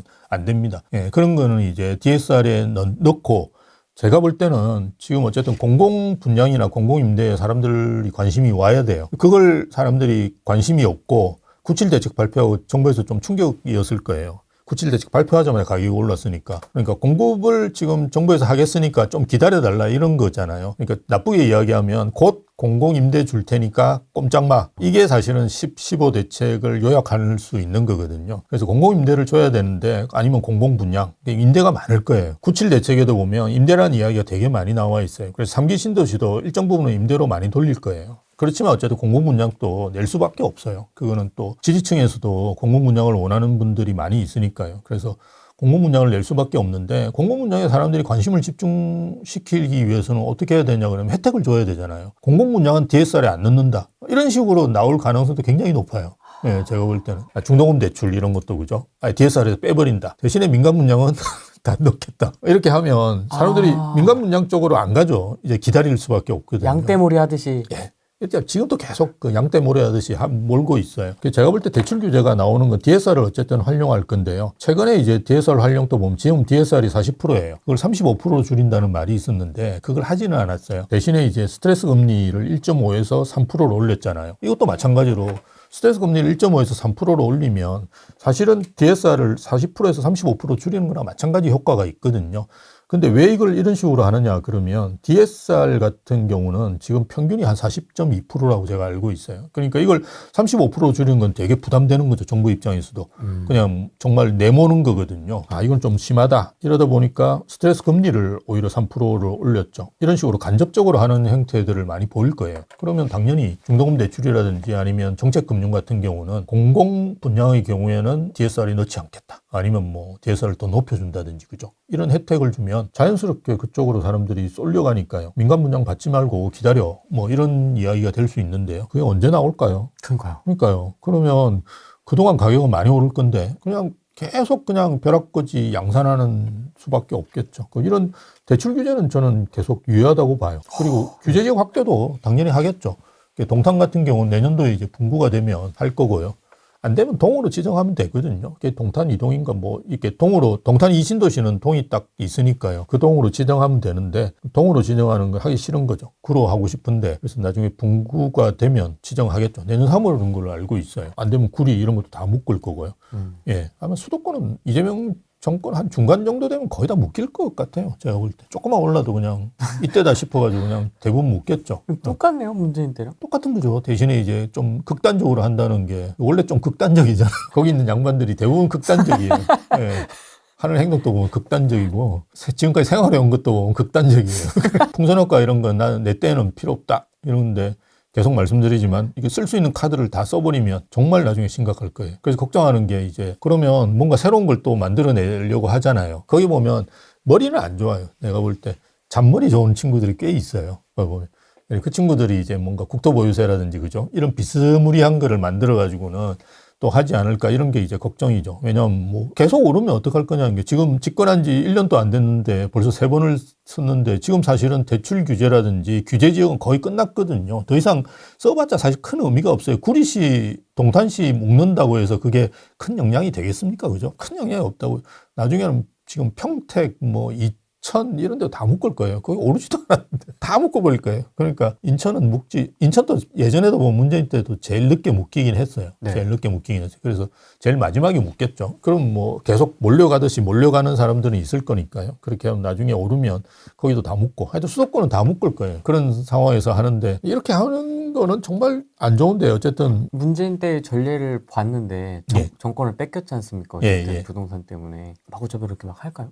네, 저는 할 거라고 봐요. 왜냐하면 일단 지금 정부가 차기 정부는 별로 걱정은 안 할 거예요. 차기 정부. 예. 네가 알아서 해라. 나 알바노. 예. 그래서 지금 계속 이재명 씨도 어쨌든 본인이 벗어날 수 있는 걸 다 하고 있잖아요. 그래서 항소 포기시키고 그렇죠. 막 이렇게 하잖아요. 그건 100% 지금 제가 볼 때 시킨 거예요. 정성호가 나와서 이야기했어요. 법무부 장관이. 그러니까 내가 조언을 그렇게 이야기하는 참 대단한 친구들이에요. 아니, 극단적이에요. 극단적 보면. 내가 끝나고 난 다음 난 모른다. 이런 식으로 지금 계속 지금 정권 초반이잖아요. 사실은 우파 쪽에서는 창피해서라도 저런 짓을 못 해요. 그러니까 나중에 좀 끝날 때쯤이나 뭐 이런 데 가가지고 슬쩍 하든지 아니면 중간 정도에 뭐 그때 슬쩍 하든지 이렇게 해야 되는데 피파 같은 그죠. 월드컵 하고 이럴 때 사람들 정신이 다른 데 팔려 있을 때 이렇게 하든지 해야지. 저걸 뭐 집권 초기부터 한 3, 4개월 된 때부터 벌써 저러고 있으니까. 근데 어쨌든 제가 볼 때는 그냥 자기 집권하는 기간 동안 다 해결하고 갈걸요. 그러면 이제 자기는 필요 없죠. 이제 지금 다 끝났는데. 내 문제 다 해결해. 내 문제 다 해결했는데. 그리고 다음 정권도 어차피 누가 되든지 간에 국회는 대부분 민주당이 장악할 거거든요. 제가 아마 살아있는 동안 거의 민주당이 장악하고 있을 거예요. 지금 우리나라 하도 작용화되어 있는 상황이라 가지고. 네. 아직도 50% 넘게 나오는 게 너무 신기하지 않나요? 또 다시 반등했습니다, 지지율이. 그러니까요. 네. 잘했다고 그러던데요? 관세 협상? 관세 협상 아직 하나도 된 게 없습니다, 여러분. 그게 도큐멘트화 돼야 되는데 도큐멘트 된 게 하나도 없어요. 최근에도 언제 도큐멘트 되냐 하니까 내일 된다. 또 내일 되면 또 그다음 내일 된다고 계속 그러다가 이제 묻는 사람도 지쳐가지고 안 묻는다 그러던데 아직 된 게 없습니다, 여러분. 관세 협상이라는 게 어떻게 된지도 지금 몰라요. 미국에서 이야기하는 받는 금액하고 우리나라가 이야기하는 금액하고 다릅니다, 여러분. 잘 아시다시피 거의 4배 차이 나는 걸로 알고 있는데. 질문 있습니다. 2주택자인데 하나 정리해서 1주택으로 가야 할까요? 조금 더 상황을 디테일하게 얘기를 해주시면 좀 더 상세한 설명이 가능할 것 같은데요. 전 똘똘한데 2채 있으시면 그냥 가져가라고 말씀 많이 드립니다. 그래서 본인이 어디 가지고 계시는지가 제일 중요해요. 그래서 말씀드렸지 마포 이상 된다 그러면 평균 가격이 마포 이상 넘어가는 지역이다 그러면 저는 2채 가져가는 거 권합니다. 그러니까 조금 부담이 되시겠지만 그래도 그거보다는 훨씬 오를 거예요. 그래서 그냥 가져가시는 게 좋지 않을까. 대신에 이제 한 채를 증여하고 이런 건 하지 마시고요. 계속 저희가 말씀을 드리지만 20억, 30억짜리 증여하는 거는 별로 자제분한테도 오히려 도움이 안 됩니다. 증여하실 거면. 아니, 어릴 때 하면 되잖아요. 어린애들한테. 네, 어린애들 다 하면 되긴 되는데요. 잘 모르는. 자기 본인이 나중에 20살 되면 내가 어떤 상황인 걸 알 거예요. 그때 되면 한 40억대 있을 건데 그 아파트가 40억 재산을 가진 사람이 일을 할까요? 안 하죠. 내 같아도 내가 재산이 한 50억 이렇게 된다. 집안도 한 20억짜리를 정리해 줄 정도면 집안 재산이 한 100억은 되잖아요. 네. 그런 친구들이 제대로 공부를 할까요? 그러니까 애 버릇 안 되거든요. 그래서. 그래도 우선 당장 소나기는 피해야 될 거 아닙니까? 소나기는 아닐 가능성이 크다라는 거죠. 우리가 지금 대부분 2채 있으시면 몇 천만 원 내고 계실 건데요. 맥시멈이 1억일 거예요. 그럼 지금 상태에서 내가 현금흐름 같은 게 괜찮다 그러면 충분히 그 재산세 내시고도 남을 거예요. 오르는 게. 그러니까 저번에 이제 아크로 리버팍 세 채 가진 분이 계셨는데 그래서 상담을 했는데 문재인 때 한 3억 냈다고 그러셨어요. 지금 한 6천만 원 정도 내신대요. 5분의 1로 떨어졌대요. 근데 지금도 안 팔고 계시거든요. 근데 그 올라봤자 1억 정도 내는 거니까 문재인 시 때까지로 돌아가기는 힘들어요. 그 정도 이제 내신다는 건. 왜냐하면 또 그 지금 두 채냐 세 채냐에 따라 다르거든요. 두 채는 종부세가 중과가 안 됩니다. 종부세도 일반 과세는 아닌데요. 이렇게 올라가는데 제가 알기로 50억, 공시가 50억이면 한 1.5% 내야 되거든요. 그러니까 공시가 50억이면 한 7, 80억 되겠죠. 7, 80억 정도 되는 아파트면 한 7천만 원, 8천만 원 낸다는 말이에요. 근데 이게 세 채를 가지고 계시면 3%입니다. 중과가 확 그렇게 넘어가 버려요. 그래서 어떻게 내? 예, 그래도 세 채 가진 분이 안 팔고 계시는데 제가 볼 때 두 채면 1% 내외도 안 되실 가능성이 크고요.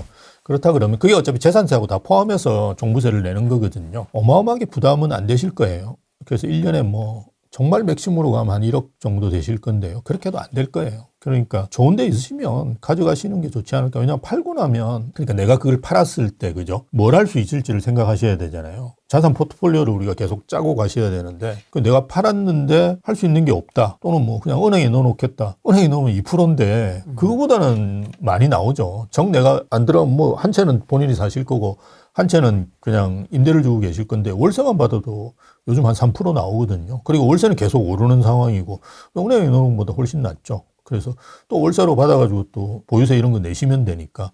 그래서 저는 좋은 데 계시면, 좋은 데 가지고 있으면 그냥 가지고 있으라고 말씀 많이 드립니다. 뭐 마포 이상이라 하면은 이런 거 아닐까요? 25억, 25억짜리가 있으면은 이걸 50억짜리를 합칠지 네. 뭐 그런 느낌 아닐까요? 아, 한 채로요? 네. 한 채로 합치는 것도 좋긴 한데, 그러니까 너무 이렇게 저는 그날 우리 대치도구 할 때도 오신 분이 어디더라? 아주 좋은 데 사시는데 반포 가겠다고 자꾸 그러시더라고요. 근데 너무 이렇게 특정 지역을 생각하시는 거는 저는 별로 바람직하지는 않는 것 같아요. 올라도 비슷하게 오르거든요. 마포 많이 올랐잖아요. 아마 강남보다도 뭐 프레스티지 자이는 올해 초에 20억 초반대였을걸요. 지금 한 10억 올랐는데 뭐 강남하고 비교해 보더라도 큰 차이 없지 않습니까? 그래서 좋은 아파트, 좋은 지역에 뭐 준신축이나 신축들 들고 계신다 그러면 거의 상승률은 비슷할 거예요. 강남은 뭐 원래 그 70억짜리 뭐 이런 거가 움직이는 거고요. 우리는 20억짜리가 움직이는 거니까 조금 다르게 움직이지 상승률은 크게 차이 없으실 거예요. 그래서 저는 요즘 거래 비용도 많습니다. 아마 팔고 옮기시려면 몇 억 날라가실 거예요. 그래서 그거 생각하신다 그러면 그냥 가지고 계셔도 뭐 크게 무방하고 집 두 채 있으셨다 그러면 제가 볼 때는 그냥 그 금융 쪽 더 공부하셔가지고 금융 쪽 좀 투자하시는 게 좋을 거예요. 그리고 좀 나이가 어리시다, 연세가 뭐 40대 정도, 50대 초반이시다 그러면 연금 쪽으로 좀 공부하셔가지고 금융상품 같은 것 좀 많이 가입해 놓으시면 나중에 행복하실 거예요. 저도 이제 환갑이 넘다 보니까 금융상품 유동화시키는 상품들에 관심이 많고 하거든요. 나이 들면 부동산이 뭐 그렇게 좋겠습니까? 뭐 따박따박 벽 뜯어먹고 살 것도 아니고. 따박따박 우리가 그 현금 흐름이 들어오는 게 제일 좋거든요. 그래서 연금 이런 게 되게 좋습니다. 어떤 금융상품에 좀 관심이 많으세요? 저도 연금 저축, 뭐 연금 보험 이런 쪽에 관심이 많죠. 근데 저같이 이제 나이가 많으면 그게 대부분 한 10년 묵히면 되게 좋은 상품들이 많아요. 맞습니다. 5% 막 이렇게 되거든요. 근데 그걸 40대, 50대에 가입하셔야지 60대 혜택을 보지. 60대 가입해가지고 70 넘어가지고 이제 다리도 떨리는데 뭘 몇백만 원 받는다고 뭐합니까? 쓰지도 못해요. 그러니까 제가 볼 때 맥시멈으로 쓸 수 있는 나이가 60에서 70 사이예요. 그때는 정말 여러분들이 목숨 걸고 돌아다니시면서 돈을 써야 될 나이거든요. 그때 쓰시려면 40대, 50대에 가입하셔야 돼요. 그래서 금융 쪽으로 특히나 연금 상품들, 연금 보험 상품들 이런 것들 그죠? 이런 것들 많이 알아보시고 그런 쪽으로 저는 좀 돈을 넣어 놓으시는 게 나중에 좋은 것 같아요. 제 나이 때부터 좀 미리 그럼요. 준비를 해야 되겠네요. 예, 준비하시는 게 제일 좋아요. 그때는 준비하시면 정말 20년을 썩히는 게 아니라 묵힐 수 있거든요.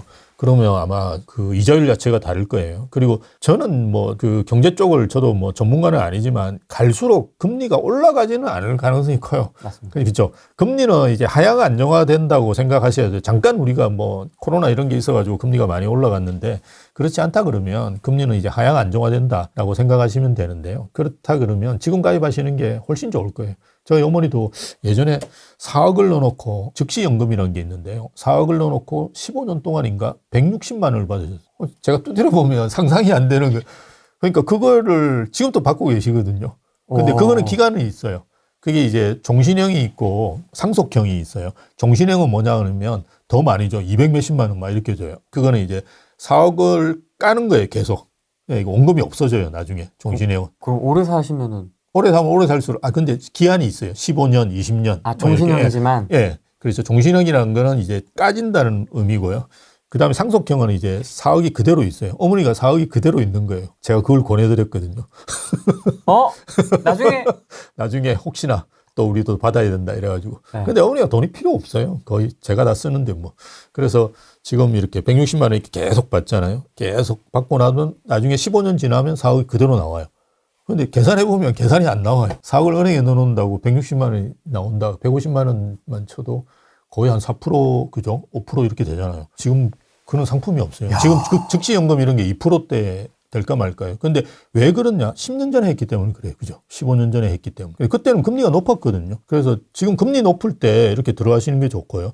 주택연금 이런 거는 금리 낮을 때, 그리고 내 집값이 좀 올랐을 때, 이럴 때 잘 맞추셔가지고 딱 들어가시면 되게 좋아요. 그리고 최근에는 이제 저도 주택연금 같은 거 많이 권해드리는데요. 그러니까 자산가 분들한테는 주택연금 이야기해봤자 큰 의미가 없거든요. 왜냐하면 이게 공시가 12억 이상은 안 돼요. 근데 공시가 12억 이상 되는 상품이 하나은행에서 나왔거든요. 네. 내 집 연금이라고. 주택연금이 아니라. 이런 거는 1,000만 원까지는 해줘요. 내가 한 집값이 50억이다 그러면 거의 1,000만 원 나올 거예요. 그러니까 넣어놓고 1,000만 원씩 받는 거예요. 계속 죽을 때까지 받는 거예요. 그런데 다 못 쓰고 중간에 죽을 수도 있잖아요. 80대 가지고 간단 말이에요. 그러면 나머지는 어떻게 돼요? 자식한테 상속되는 거예요. 잔액만 그렇죠. 잔액만 상속되는 거죠. 뭐 어때요? 내 죽고 난 다음인데 뭐. 그리고 내가 50억짜리 집이 있다. 그럼 자제분들도 다 뭔가 있을 거예요. 잘 살고 있는데 거기다가 또 뭐 죽고 난 다음에 애한테 물려주겠다고 뭐 또 아웅바웅하고 그런 거 다 의미가 없거든요. 그래서 말씀드렸다시피 길어도 75세까지 쓰고 끝이에요. 10년 동안 써봤자 아무리 써봤자 몇십억 못 씁니다. 한 달에 몇 천만 원씩 써야 되는데 한 달에 몇 천만 원씩 쓸 수 있거든요. 근데 그거는 한두 달 쓸 수 있지 우리 같이 그냥 여러분들 정상적인 사람은 한 달에 3천만 원씩 5천만 원씩 못 써요. 계속 뭐 이렇게 뭐 명품을 계속 입을 수는 없잖아요. 그냥 명품이라는 게 한두 번씩 사야지 그래도 재미가 있지. 그 명품도 매달 뭐 내가 위에 거 사고 밑에 거 사고 이렇게 하는 게 무슨 의미가 있어요. 위에 거 사고 밑에 거 사고. 예, 그냥 백도 마찬가지고. 예, 그냥 그렇게 쓸 수가 없거든요. 그러면 어차피 쓰는 건 나중에 한계가 있어요. 저희 어머니 보면 200만 원도 못 써요. 한 달에. 80 넘으면 200만 원도 못 써요. 여기 아마 그 국민연금 이렇게 가입하신 분들을 제 연령대 분들은 대부분 200 넘으실 거예요. 집사람도 보니까 200 넘더라고요. 그러니까 그 정도 있으시면 80 넘으면 그것만 있어도 돼요. 아무것도 필요가 없어요. 대부분 또 부부가 공동으로 번 분들도 요즘 많잖아요.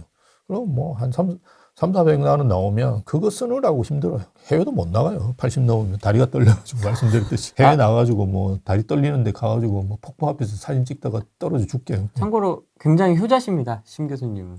지금 네. 모시고 계십니다. 부모님. 예, 저는 네, 어머님을 모시고 계십니다. 근데 그게 뭐 잠깐 일시적으로 모시는 게 아니고 22년 됐습니다. 22년 됐다고 하셨는데 22년. 아 깜짝 놀랐습니다. 전 진짜. 사회에 기여하고 있습니다. 22년. 네, 이거 쉽지 않거든요 이거. 예, 맞습니다. 그럼 그래서 저는 사모님이 더 진짜 대단하다. 네, 맞습니다. 찐이다 진짜 이거는. 예, 집사람이 뭐 원체 남편을 사랑하니까 그런지 모르겠는데. 네. 진짜 세 분이 진짜 대단하다. 예, 맞습니다. 쉽지 않거든요 같이 사는 거. 그렇죠. 저희도 힘든 거 보면 아마 쉽지는 않으실 거예요.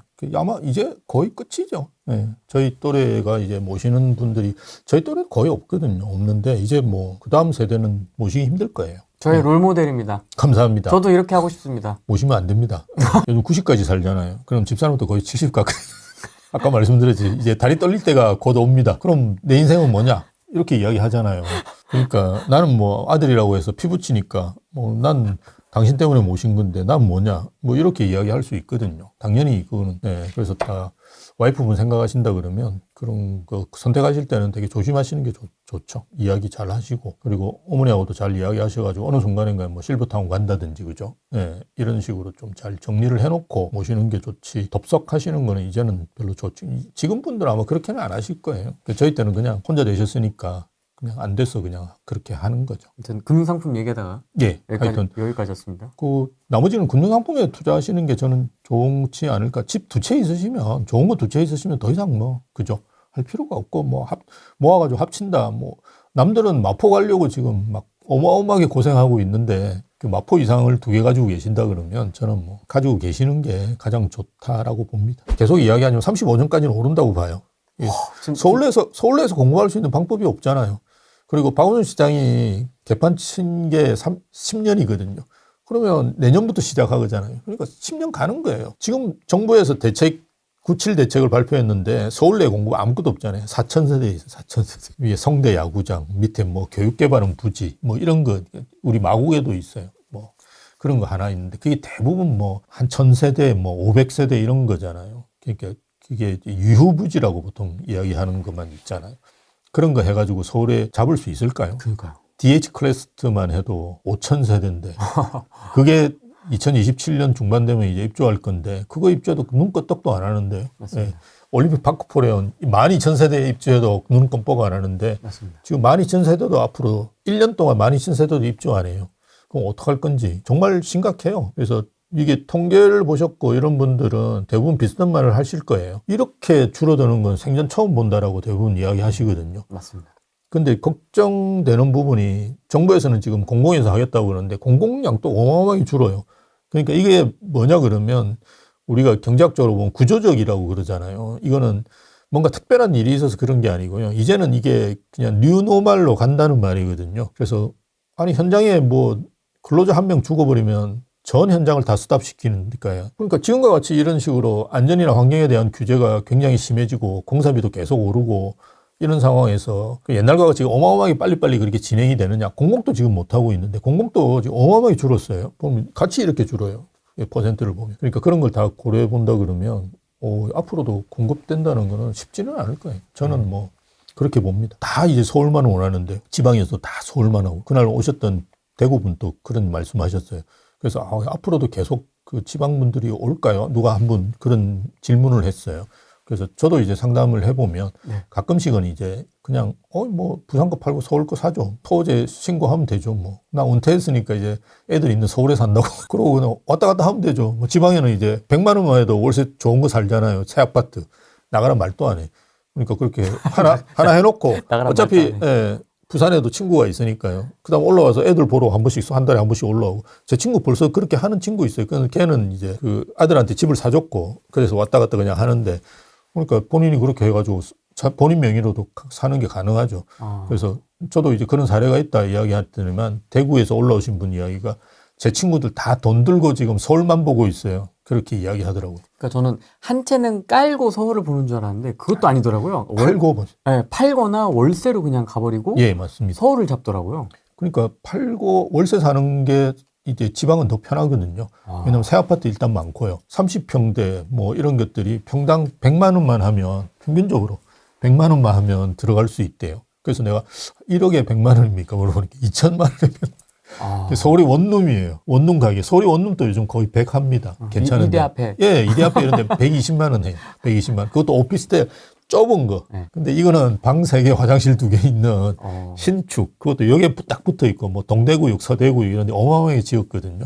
그게 오피스텔도 있어요. 오피스텔도 방 3개, 화장실 2개예요. 그런 데서 월세나 전세 사시면서 자금력이 있는 분이시죠. 서울에 이제 투자를 하시려고 하는 분이 줄을 서 있다고 생각하시면 돼요.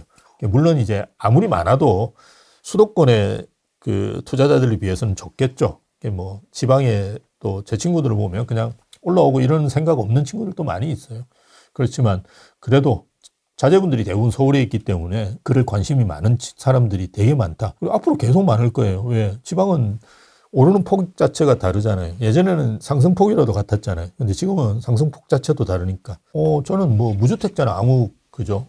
고민 없이 지금 사시는 게 좋습니다. 토호제 때문에 토호제를 써보시면 참 고통스럽긴 해요. 토지 이용 계획성과 뭐 그걸 내셔야 되는데 내가 자본주의 사회에 와 있는지 공산주의, 사회주의란 말은 공산주의 하는 놈들이 좀 무마시켜서 하는 이야기고요. 그냥 공산주의죠. 공산주의 국가에 와 있는지를 정말 착각하게 만들 정도로 화가 나실 거예요. 근데 그런 불편함이 있긴 하지만 대부분은 이제 통과되니까요. 그렇게 하셔서 그냥 본인이 원하시는 지역 이렇게 하시면 되고 대신에 이제 갑자기 무주택자가 강남, 특히나 이제 나이 어리신 분이 지금 사시는 거는 조금 무리가 되실 거예요. 왜냐하면 정부에서 이제 째려보고 있는 상황이니까요. 근데 내년 되면 또 그것도 계속 째려볼 수가 없어요. 왜냐하면 그 국세청이 할 일이 있는 사람들이 아니고요. 되게 바빠요. 그 우리가 생각하는 부동산 쪽은 되게 적습니다. 제일 큰 게 기업이잖아요. 법인. 예, 법인 이거를 지금 뭔가 세무조사 가지고 엄청 떼내고 또 법인 관련된 세무만 해도 어마어마하게 크거든요. 이거 부동산 파트라는 거는 종부세가 걷어봤자 그거 얼마 걷어오겠습니까? 그러니까 되게 적어요. 그래서 계속 이걸 쳐다볼 수가 없습니다. 그러니까 어느 순간 되면 또 뭐 옅어지고요. 뭐 그렇게 생각하시면 되고요. 대신에 이제 좀 철저하게 하시는 게 좋긴 합니다. 그리고 다주택자분들은 어쨌든 내년 5월 9일 날 그죠? 양도세 중과 배제가 끝나니까요. 거기에 맞춰가지고 본인 이제 판단을 해보시고요. 저는 뭐 두 채까지는 좋은 데 있으시면 무리하시게 팔 필요는 없다. 근데 뭐 내가 팔아야 되는데 지금 뭐 자꾸 물어본다. 그리고 내가 원하는 가격대를 또 이야기한다. 그리고 그 팔면 내가 또 할 수 있는 뭐가 있다. 뭐 이렇다 그러면 저는 하셔도 되는데 팔고 그냥 은행에 넣어놓는다 이러면 아마 녹아내리실 거예요. 돈이. 모든 everything rally라고 해서 모든 게 다 지금 오르고 있는 상황이기 때문에 돈이 어마어마하게 풀리잖아요. 외국만 그런 게 아니라 지금 우리나라도 어마어마하게 돈이 풀리고 있기 때문에 아마 그에 따르는 인플레가 많이 올 거예요. 그에 따라 맞춰가지고 본인 이제 포트폴리오 같은 거를 조정하시는 게 저는 좋은 것 같고요. 1주택자가 제일 힘드실 거예요. 갈아타기 하는 게 거의 막혔거든요. 예전에는 2개 거래하더라도 따닥 이러면 됐는데 지금은 딱 하고 따닥이 안 되거든요, 이제. 한 채 팔고 나도 내가 못 잡을 경우가 대부분이실 거예요. 그래서 뭐 주변에 보시면 뭐 그 단기 임대 이런 거 3개월 하시면서 이렇게 계속 계약 갱신하시면서 단기 임대를 3개월씩 하시면서 잡으려고 막 하시는 분들도 계시는 것 같아요. 예. 근데 어쨌든 본인이 원하시는 지역이 있고 하셔야 된다 그러면 조금 무리가 되시더라도 뭐 하시는 게 저는 좋지 않을까. 왜냐하면 지금 오르는 데만 오를 상황이 앞으로도 계속되지 않을까 싶어요. 그래서 무리 되시더라도 저는 좀 움직이시는 것도 괜찮다. 그렇게 봅니다. 알겠습니다. 오늘은 여기까지 하겠습니다. 예. 네, 고맙습니다. 감사합니다.